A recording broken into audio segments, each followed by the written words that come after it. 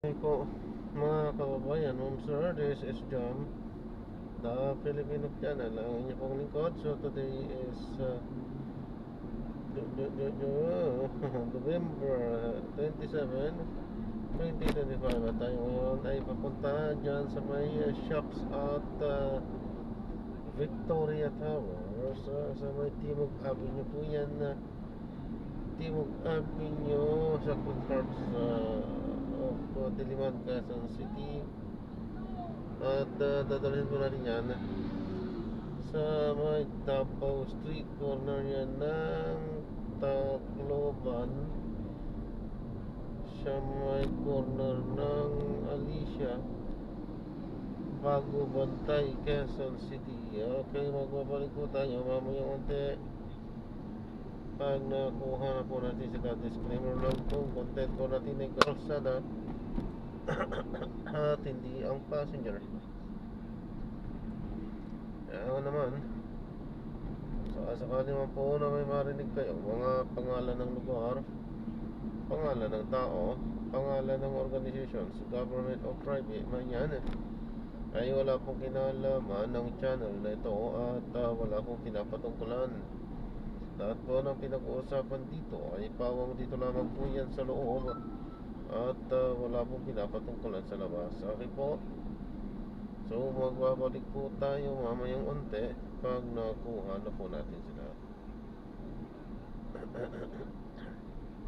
At samantala makinig tayo ng mga nagbabagang balita at mga talakayan habang tayo ay papunta doon sa ating pick-up area. Sinagawa ang seremonya noong November 26 sa Marina Bay Sands Expo and Convention Center sa Singapore. Ang Travel and Trade Excellence Awards Asia ay isang prestihiyosong event na nagbibigay pagkilala sa natatanging achievement sa travel and hospitality. At yan ang balita sa oras na ito, Manuel Recuenco.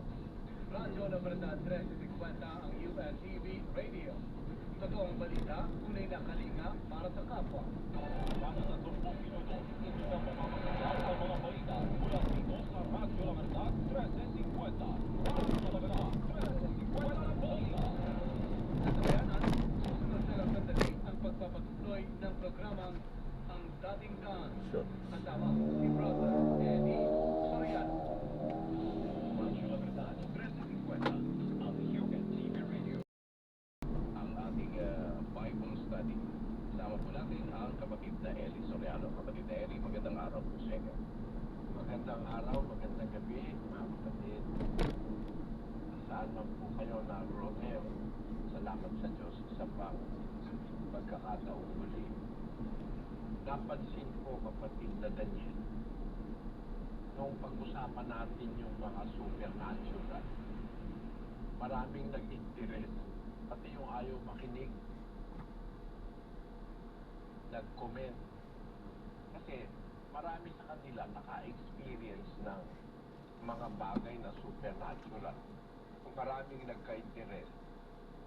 Kapag unang-una mga kapatid, ito hindi pang-karaniwang pinaniniwalaan ng mga, lalo na nang hindi naniniwala sa Diyos, hindi naniniwala sa Espiritu.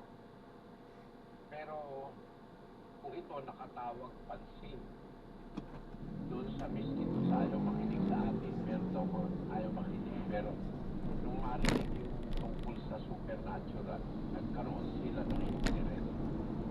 Ito po ay bahagi ng katotohanan talaga. Ayaw natin sa gusto. Whether we accept it, whether we like it or not, accept it or not. Merong mga pangyayari sa buhay ng tao, bilang sa Pilipinas, sa iba-ibang panig, na nakakatuwa o mga hindi maipapaliwanag ng siyensya. Pero hindi na ipaliliwanag ng Biblia dahil nga meron ng mga espiritu. Kaya naman po tayo napunta dyan sa usapan na yan dahil nga ang espiritu ayon sa Biblia ang nagbibigay buhay. Yung espiritu na ibinigay ng Diyos kay Adam, yun ang pinanggalingan ng buhay, hindi ang primordial busog kagaya ng sinasabi ng mga artista. At yan ang ating ipagpapatuloy po ngayon.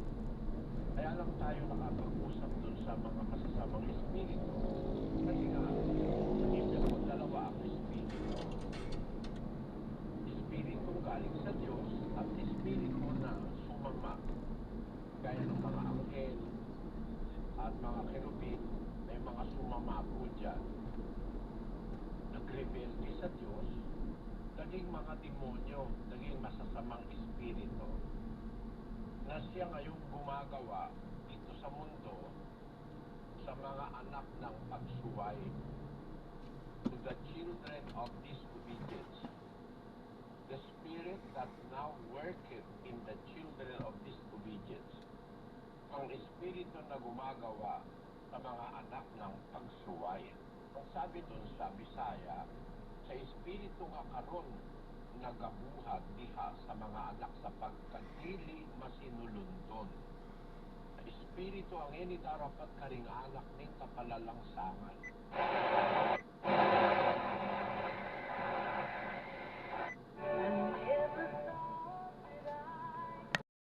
Ayan, so na-drop na natin sila. So maraming salamat po sa panonood.